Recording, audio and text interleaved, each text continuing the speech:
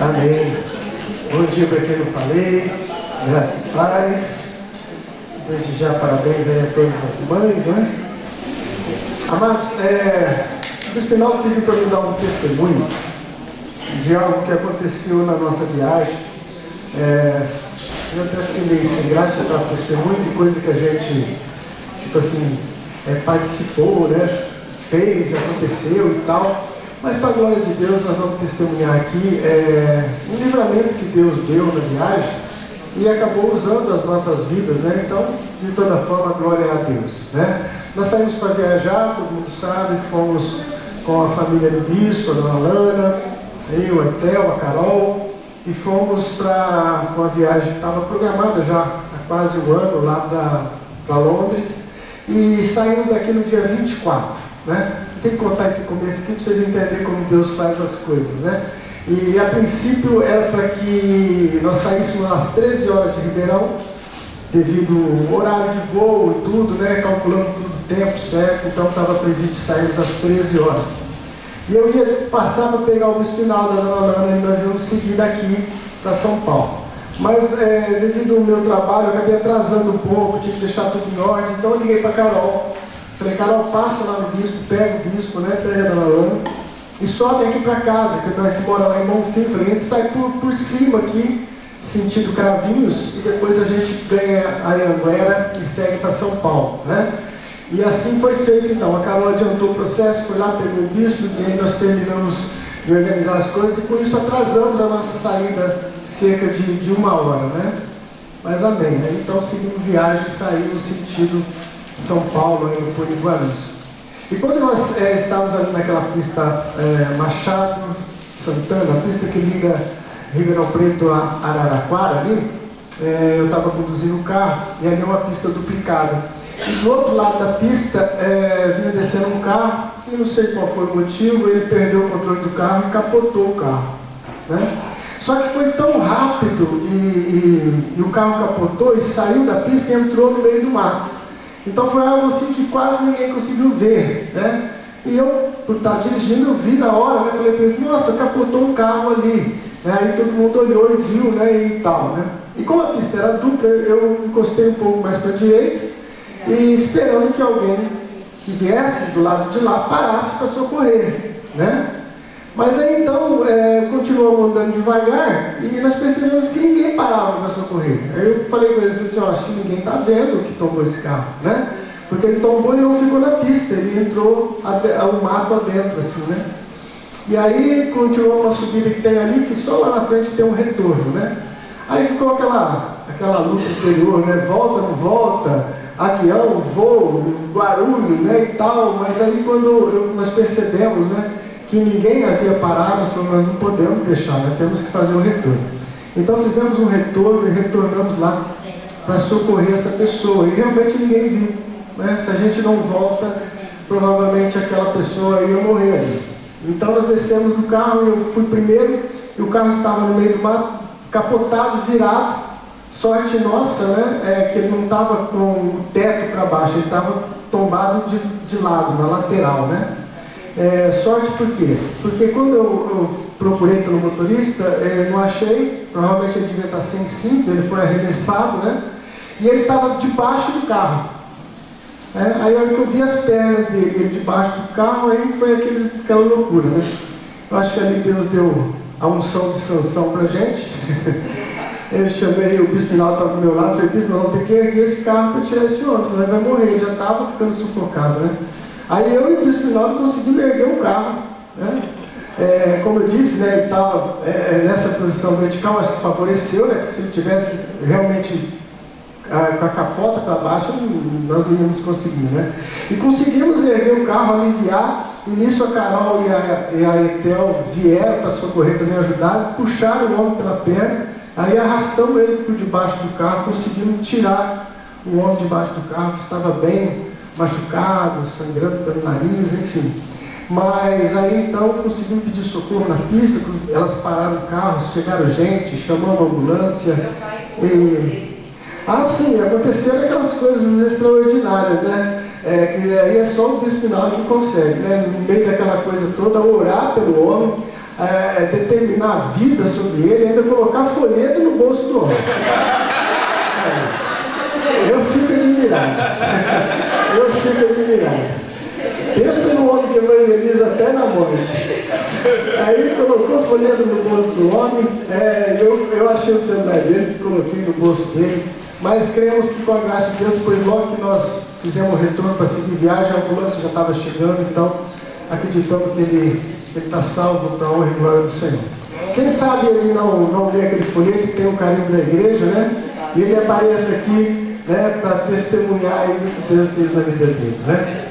E aí, viaja fora, aquilo foi marcante, né? Principalmente para o Bispo Hinaldo, que eu acho que nunca presenciou algo assim. Eu que já sou mais da estrada, já tivemos muita situação semelhante, né? Mas essa realmente marcou, pela graça de Deus, a oportunidade que nós tivemos de socorrer alguém e talvez poderia perder a vida ali, né? Então foi um testemunho, e depois da viagem o Bispo Hinaldo foi remoendo tudo isso e fez a comparação com aquela parábola do bom samaritano, né? Que realmente acaba se encaixando nisso, né? Aquela parábola, para quem não conhece, é de um homem que viajava, fazia uma viagem de Jericó a Jerusalém, ou ao contrário, né? De Jerusalém para Jericó, e foi assaltado e ficou muito machucado à beira do caminho, e que passaram, o sacerdote não teve misericórdia, passou um levita, não teve misericórdia, e o mocinho ali da história de Jesus é o samaritano, né? Que vai e socorre o homem. Então, nas nossas vidas, o nosso próximo é quem realmente Deus coloca no nosso caminho, né? Sempre vai haver uma tentação, aquela vozinha que fala, não, alguém para, alguém resolve, né? Segue o seu caminho, isso em todas as circunstâncias. E nós precisamos estar com sensibilidade para saber que o próximo que foi colocado ali, pela permissão de Deus, é missão nossa, né? De fazer o possível para socorrer, para ajudar. Esse é o testemunho que o bispo falou, tem que contar. Então está contado, em nome de Jesus. Amém? Aleluia. Vamos à palavra de Deus.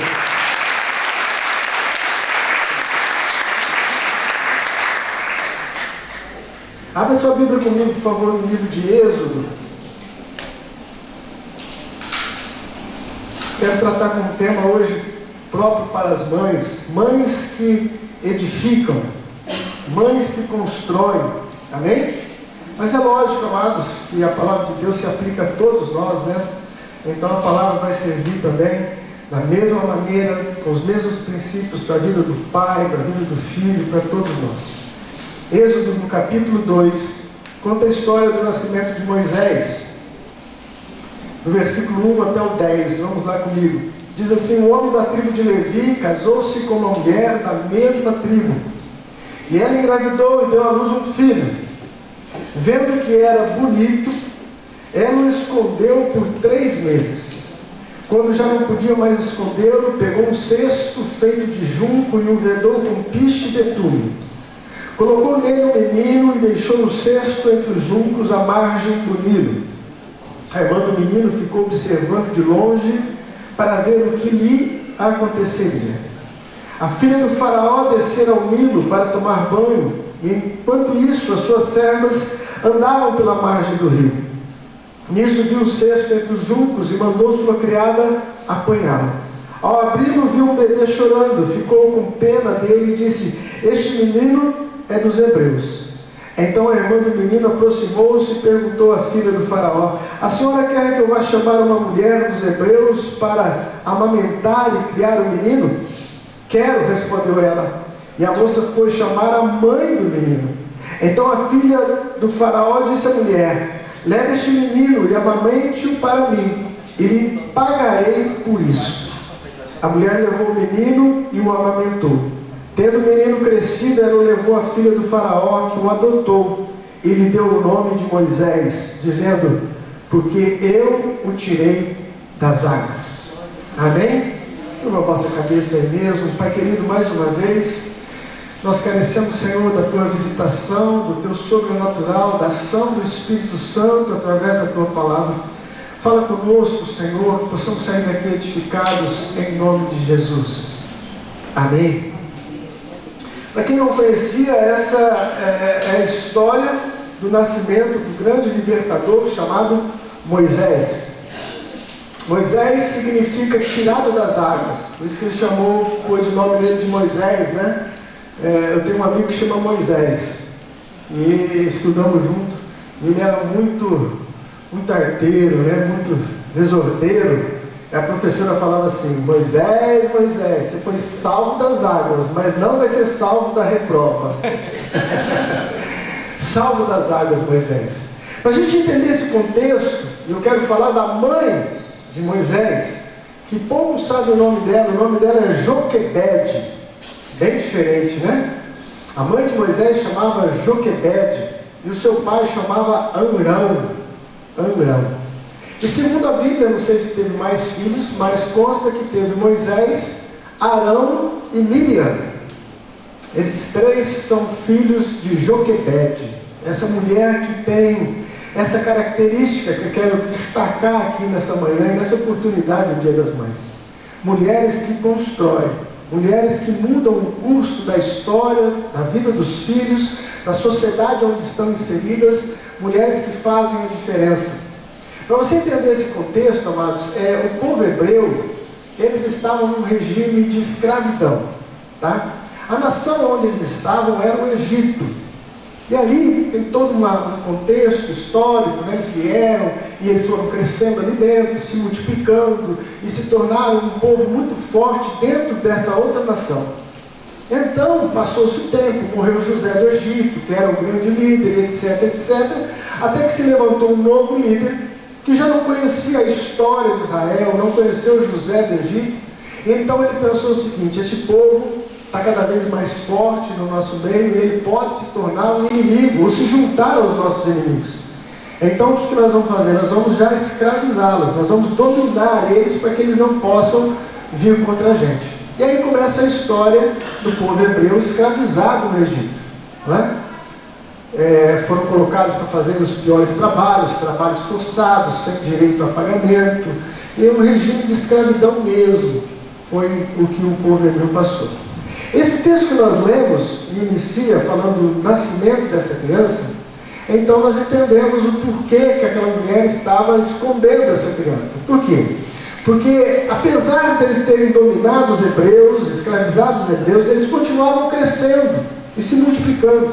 As mulheres hebreias davam 10, 12, 15 filhos, e enquanto o povo egípcio talvez não se multiplicava com a mesma quantidade.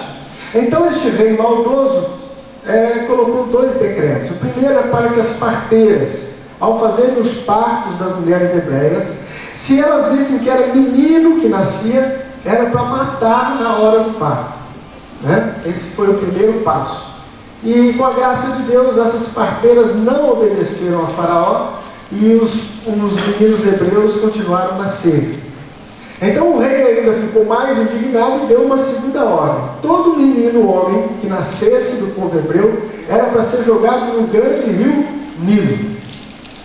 Ou seja, ia ser devorado por crocodilos, jacarés, enfim, morreria de toda forma. Portanto, quando nasce essa criança, é por isso que o texto diz que a mãe o escondeu, né? O escondeu por quê? Porque se eles vissem que nasceu um menino, ele seria morto, lançado no rio Nilo. E aqui começa a história dessa grande mulher, que pouco é divulgada na Bíblia, cujo nome é Joquebede. Essa mulher foi maravilhosa, extraordinária. Por quê? Porque além dela preservar a vida de Moisés, que se tornou o grande libertador, essa mulher gerou filhos que todos serviram ao Senhor, né? Arão se torna sacerdote, Miriam se torna uma ministra de louvor na época, se é que a gente pode dizer isso. Toda a sua casa serviu ao Senhor, dentro ainda de um regime de escravidão. É uma coisa você educar os seus filhos num berço saudável, sadio, outra coisa é você dar uma estrutura para uma família debaixo de uma escravidão. Então vale a pena a gente prestar atenção nessa mulher e tirar aqui algumas lições que eu quero compartilhar com todos nós aqui nessa oportunidade. Amém? Mulheres que edificam, meu querido, elas devem ter, a exemplo de Joquebede, ter um olhar otimista acerca da vida. Um olhar otimista acerca da vida. Diz o texto que quando nasce essa criança, Joquebede olha e vê que ela era bela, quero uma criança bonita, quero uma criança especial. Amados, dentro de um regime onde o seu filho nasce condenado à morte, numa opressão maligna, num sistema de escravidão que tirava toda a alegria, toda a paz de qualquer cidadão, essa mulher conseguia olhar as circunstâncias com um olhar otimista. Eu acho isso de grande valia, eu acho isso muito bonito e muito de se imitar e se praticar. Olhar a vida com um olhar otimista. É aquela história do copo, não é? Você tem um copo pela metade com água, e há aqueles que conseguem enxergar só que o copo está meio vazio, né? E que não é uma mentira ou uma visão errada, mas nós podemos enxergar o copo meio cheio.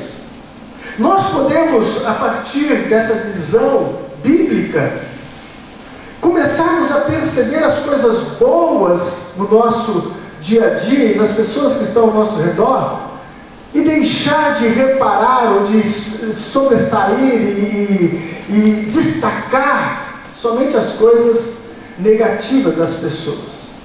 Um olhar otimista acerca da vida é um primeiro passo para quem quer realmente fazer diferença aonde o Senhor tem colocado. Fazer a diferença. Há uma frase que eu gosto, eu anotei aqui, e ela faz muito sentido para mim, que diz assim: eu vejo como eu decido ver. Eu vejo como eu decido ver. Mas é lógico, né? Que aqui nós não estamos falando simplesmente da questão da visão, do olhar, não é? Porque o olhar vai olhar mesmo. Nossa visão é a janela da nossa alma, e ela vai trazer as informações que nós visualizamos de forma natural. Não é assim que acontece? Você vê uma situação ruim, os seus olhos presenciam aquilo e traz a mensagem do que está sendo visto. Agora, esse processo é dentro da gente, é um processo de alma, de mente, de espírito, de você querer ver conforme você decide ver. Quem está me entendendo? Isso é uma arma poderosa, meu querido, para se viver além das circunstâncias e dos problemas que a vida nos oferece. Uma mulher num cativeiro que consegue ver um filho que é sentenciado à morte como alguém especial, como alguém de uma beleza especial, é alguém que tinha uma visão otimista da vida. Jesus fala sobre essa questão do olhar em Mateus capítulo 6, se você quiser conferir comigo, versículo 22 e 23. Versículo 22 e 23, o Senhor Jesus nos dá um alerta acerca dessa situação. Ele diz: os olhos são a candeia do corpo. Se os seus olhos forem bons, todo o seu corpo será cheio de luz. Mas se os seus olhos forem maus, todo o seu corpo será cheio de trevas. Portanto, se a luz que está dentro de você são trevas, que tremendas trevas são. O próprio Senhor Jesus está nos despertando acerca da maneira como devemos ver a vida, olhar as circunstâncias. Você sempre terá a opção, meu querido, de ver o lado negativo e o lado positivo. E esse que é o X da questão. Os seus olhos têm que ser luz para que você consiga enxergar graça, misericórdia e algo positivo em todas as coisas que estão ao seu redor. Isso é um olhar otimista acerca da vida. O otimista, meu querido, sempre é mais feliz. Sempre é mais feliz. Uma pessoa pessimista por si só, ela traz um fardo na alma. Não é verdade? Até na convivência é difícil conviver com pessoas pessimistas. Tudo que você fala, ela encontra algo ruim, né? E você mostra a beleza de alguma coisa, mas ela acha o defeito daquela coisa. O pessimista é o ladrão de alegria.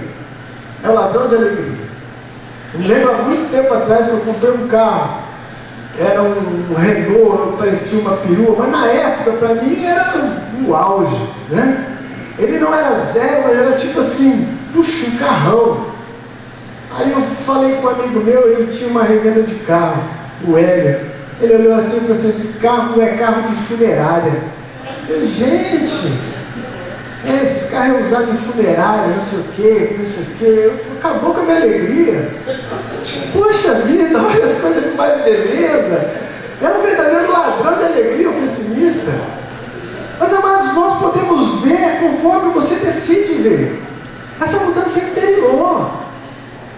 Você tem que travar uma batalha interior para que você seja uma pessoa positiva, otimista. As pessoas vão sentir prazer de estar perto de você porque você traz graça de Deus. Amém, amados? Decida ver de forma otimista.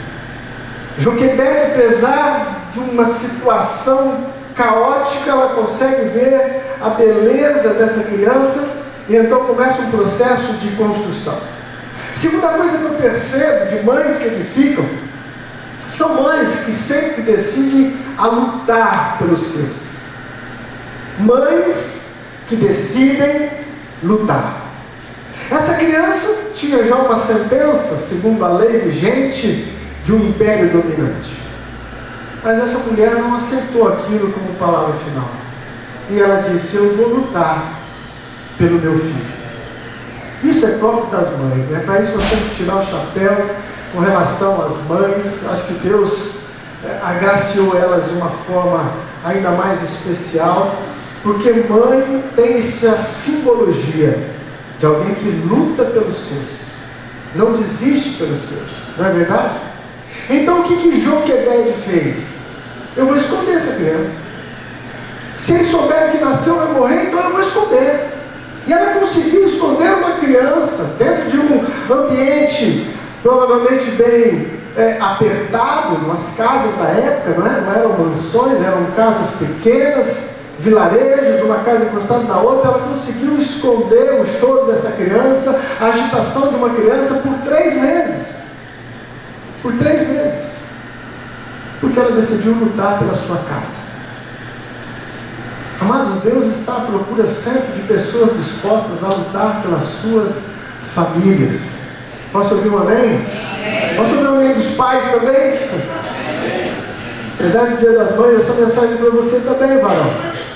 Deus está buscando sempre pessoas que não se dobram, no bom sentido da coisa, mas se colocam de pé para lutar por aquilo que o Senhor tem dado. Há uma frase que virou um tema de vários congressos e de um movimento muito forte, mas que também é tema de um livro, que diz: mães de joelhos, filhos de pé. Quem já ouviu essa frase? Eu pesquisei lá para entender, porque tudo que eu pesquisava na internet tinha isso, mas virou uma campanha de oração, quase que nacional no Brasil, e também tem um livro. Mas é uma realidade que nós devemos buscar. E é uma realidade que todos nós aqui, vocês viram os testemunhos, né? Se abrisse aqui para cada um que está aqui falar, a maioria tem a história de que há na vida dele uma mãe, há alguém na vida dele que passou tempo orando, tempo intercedendo, tempo lutando pela vida dele, ou pela vida dela. É pessoas que não estão dispostas a perder.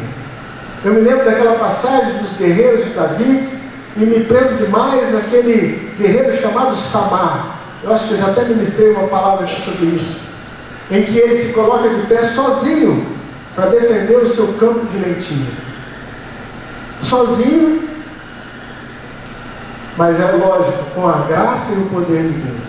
E sozinho ele conseguiu vencer um exército. Não me pergunte como, meu querido, a Bíblia diz que ele sozinho defendeu aquele campo. E um exército teve que se tombar diante de um único homem que resolveu não ceder, resolveu lutar por aquilo que Deus havia confiado nas suas mãos. Amados, nós precisamos de mães e de pais, nós precisamos de servos e de servas que se coloquem de pé para lutar por aquilo que o Senhor tem dado a vocês. Nós não podemos aceitar, meu querido, que o inimigo venha roubar aquilo que o Senhor tem nos dado. Nas minhas orações eu digo sempre para Deus: eu não criei filhos para povoar o inferno, mas criei filhos para serem filhos do reino de Deus. Amém? E nós temos que travar as nossas batalhas. Pois a palavra de Deus diz em Efésios capítulo 6, versículo 12, que a nossa luta não é contra seres humanos. Na outra versão diz: não é contra carne e sangue, mas a nossa luta é contra principados, potestades, poderes que existem nos ares, nas regiões celestiais. Está falando de uma guerra espiritual, de uma luta espiritual, que tem que ser travada por nós, os pais. É por isso que ficou tão famosa essa frase, virou tema de livro e de campanhas. Mães de joelho, filhos de pé. Batalhas espirituais. Batalhas espirituais. Mas para que você entre numa batalha, primeiramente tem que nascer no seu coração esse sentimento que nasceu no coração de Joquebede. Eu não vou dar o meu filho, eu não vou perder o meu filho, eu vou lutar pelo meu filho. Amém, igreja? Amém. Mães, em nome de Jesus, lute pelos seus filhos. Não entregue, não desista, porque se Deus deu a você, é porque Deus sabe que você vai cuidar até o fim, em nome de Jesus. Joquebede não desiste de Moisés. Moisés ainda não chamava Moisés, quem deu o nome foi a própria princesa, né? Mas ela olhou para aquela criança e disse: eu não vou desistir dela. Aleluia, meu querido. Não desista da sua casa, não desista dos seus filhos, não desista daquilo que Deus colocou nas suas mãos, em nome de Jesus. Terceira coisa que eu aprendo com essa mulher fantástica, Joquebede, apesar dela ter essa visão otimista e de também um espírito de luta, ela também era uma pessoa que usava da sua inteligência. Então ela monta uma estratégia para lutar. Nós precisamos de estratégia para lutar, gente. O apóstolo Paulo, quando fala da sua carreira, ele fala assim: eu não esmurro, né, fazendo a comparação de um lutador, eu não esmurro o vento. Não, ele tem um alvo, ele tem um objetivo, ele tem uma estratégia. Aliás, a maioria das guerras se ganha, muitas vezes, não é somente com quantidade de soldado ou quantidade de armamento. Muitas vezes se ganha com estratégia de guerra. Com estratégia. Eu não sei se os americanos já admitiram, mas eles levaram um baile naquela guerra contra o Vietnã, né? Os vietnamitas venceram os americanos na floresta porque tinham estratégia. Quem já nunca viu um filme de guerra dessa época, né? E como eles faziam, eles criaram túneis debaixo da terra, eles sumiam no meio da mata. Os americanos perseguiam o inimigo e de repente o inimigo sumia. E depois que acabou a guerra, lógico, e foram ver todo aquele campo onde aconteceu tudo, havia muitos túneis que eles haviam cavado e preparado para aquele momento de guerra. Estratégia. Joquebede tinha uma estratégia. Vamos ver como essa mulher agiu. Diz o texto então que essa mulher, versículo de número 3, quando já não podiam mais escondê-lo, primeiro ela lutou com todas as suas forças, quando já não podiam mais esconder, então agora ela parte para o plano 2. Pegou um cesto feito de junco e o vedou com piche e betume. Colocou nele o menino e deixou o cesto entre os juncos à margem do Nilo. A irmã do menino ficou observando de longe para ver o que ia acontecer. Eu acho isso muito interessante, gente. E didático para a gente.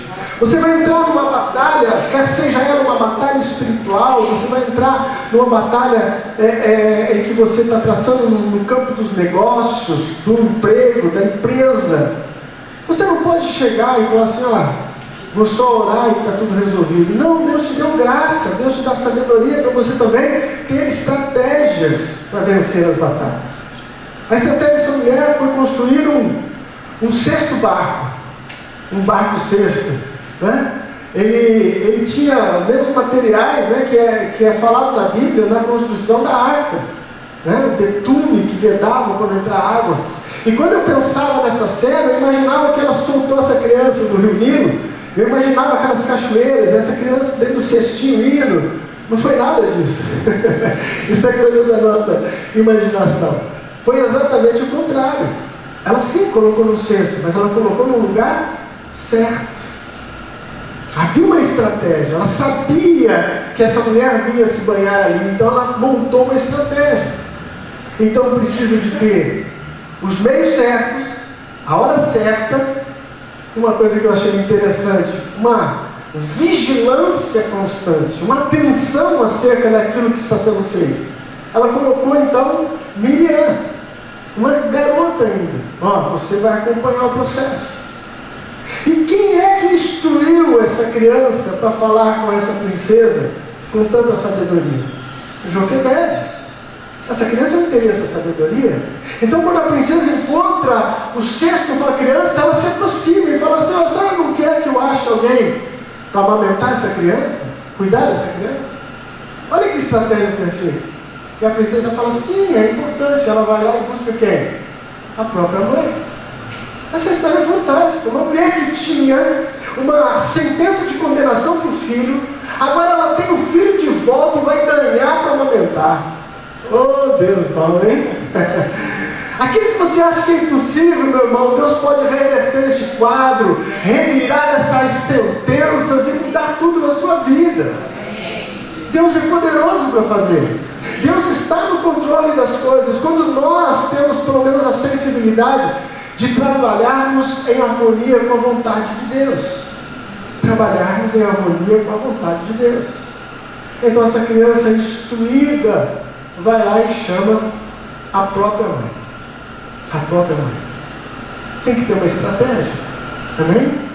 Como é que você pensa em ganhar uma pessoa para Jesus? Há uma estratégia. Há uma maneira. Jesus falou assim: olha, vocês serão pescadores de homens. Não falou isso para os apóstolos? Como é que se pesca homens? Tem uma estratégia. Como é que se pesca peixe? Tem uma estratégia. Dificilmente alguém dá uma ponta no rio e sai caçando peixe e trazendo na mão. Muito embora pode existir também. Mas há formas, há estratégias. Serva o lugar, o peixe acostumar com aquele ambiente, prepara a rede, prepara a vara. Na vida, meu irmão, tem que ter estratégias. Para ganhar o esposo, para ganhar a esposa. A Bíblia nos dá várias orientações de como as mulheres devem se comportar, como os homens devem se comportar, como nós devemos montar estratégias na vida. O Joquebede dá um show de estratégia para salvar Moisés. E em quarto e último lugar, meu querido, para a gente não se alongar, eu ressalto uma coisa que é muito importante na vida daquele que quer fazer diferença, quer vencer, quer mudar a história dos filhos e a própria história. Você sempre tem que manter vivo as suas expectativas. A questão da expectativa é muito importante em nós, amados. Foi dado por Deus. É um presente divino que pode atrair coisas boas para a sua vida. Ora, Roberts, um dos grandes pregadores, ele dizia acerca da expectativa, que a expectativa é como um imã. Então, depende daquilo que você espera, você atrai. Isso tem um lado positivo e um lado negativo. Se você só espera coisas ruins, você vai atrair elas. Você está desejando tanto que elas vão se aparecer para vocês. Mas por outro lado, meu querido, uma expectativa correta nas promessas de Deus vai atrair o poder de Deus nas nossas vidas. Eu gosto muito de uma história, eu gostaria que você abrisse comigo, que está narrada no livro de Marcos, no capítulo 5. Vamos lá rapidinho comigo. Marcos, capítulo 5. Fala a história de uma mulher que tinha uma expectativa correta. Marcos, capítulo 5, versículo de número 25. Diz lá o texto que uma grande multidão o seguia e o comprimia. E estava ali certa mulher que havia 12 anos vinha sofrendo de hemorragia. Ela padecera muito sob o cuidado de vários médicos e gastara tudo que tinha, mas em vez de melhorar, piorava. Quando ouviu falar de Jesus, chegou por trás dele, no meio da multidão, e tocou o seu manto, porque pensava: se eu tão somente tocar o seu manto, ficarei curada. Imediatamente cessou a sua hemorragia e ela sentiu o seu corpo que estava livre do seu sofrimento. Olha que texto interessante para a gente pensar acerca das expectativas, da fé, daquilo que você espera. Essa mulher alimentava no seu coração uma expectativa positiva. E ela colocou no seu coração que se ela conseguisse chegar e tocar no manto de Jesus, ela seria curada. A expectativa é como um imã que pode atrair as bênçãos para a sua vida, para a minha vida. Portanto, Joquebede manteve uma expectativa viva, acreditando que a estratégia montada haveria de ter sucesso. E assim aconteceu. E assim aconteceu com a mulher do fluxo de sangue. E assim aconteceu com inúmeras pessoas que buscaram a Deus e mantiveram a expectativa correta nas promessas que Deus tem feito. Portanto, meu querido, este conjunto de ações, de atitudes, fizeram com que Moisés fosse liberto da morte e se tornasse um dos maiores líderes que Israel já teve. O grande Moisés, o homem que, segundo a Bíblia, falava com Deus face a face. Sabe, querido, às vezes a vida nos pega de surpresa e acontecem inúmeras coisas negativas que estão ao nosso redor, problemas familiares, financeiros e etc. E a diferença de uma pessoa para outra é como nós reagimos a tudo isso. Joquebede poderia ter feito a entrega do filho, poderia ter desistido, poderia ter dito: quem é que pode lutar contra o império? Quem é que pode vencer o faraó? E ter entregue o filho teria morto, jogado no rio Nilo. E assim é conosco, amados. A história sempre se repete. É lógico, em dimensões diferentes, em níveis diferentes. Ninguém hoje aqui é procurado para ser morto, sacrificado. Mas as nossas lutas do dia a dia são pessoais, mas cada um tem a sua importância e cada um sabe a dor que sente. Mas o que eu aprendo aqui com esse texto, compartilho com as mães hoje, é que mães, pais, cada um de nós, podemos mudar a história dos nossos filhos, da nossa casa e das pessoas que estão ao nosso redor, se nós tivermos uma postura correta diante da vida e com fé no nosso Senhor Jesus Cristo. Amém? O Nilo, o grande rio Nilo, que era a sentença de morte, foi o caminho para a vida. Só Deus pode fazer isso. Aquilo que é sentença de morte, Deus pode reverter e se tornar vida. Aquilo que era condenação, Deus pode reverter e se tornar um alívio, uma graça sobre a vida de cada um de nós. Então nós temos que ser semelhantes a Joquebede, mudar a nossa maneira de ver, não desistirmos, agarrarmos com fé aquilo que o Senhor tem colocado em nossas mãos, usarmos de inteligência, de estratégia para vencer a vida e sempre alimentarmos uma expectativa positiva. Deus vai fazer um milagre. Posso ouvir um amém? Amém? Vamos ficar de pé no nome de Jesus. Mães que edificam. A Bíblia está cheia de histórias de mães que fizeram a história e marcaram a história. São muitos exemplos, porque verdadeiramente a mãe tem uma influência muito grande na vida dos filhos, na vida de uma família, né? E como as homenagens aqui já disseram, verdadeiramente nós estamos de pé porque a maioria de nós tivemos mães que dobraram o joelho. Amém? Nessa oportunidade eu quero pedir até que a igreja me ajude em oração. É um dia difícil para a gente, hoje é o dia das mães, né? Eu estou ministrando sobre mãe e a minha mãe está no hospital, num quadro muito difícil. Pedir para que Deus tenha misericórdia, né? Que alivie a dor, que seja feita a vontade de Deus. Amém? Vamos erguer a mão para o céu. Pai querido, em nome de Jesus, eu te louvo e te agradeço, meu Pai, de todo o meu coração, por cada mãe, por todas as homenagens merecidas, ó Deus. Eu te louvo, Senhor, porque a Tua palavra sempre é rica e poderosa e nos acrescenta, Senhor, graça.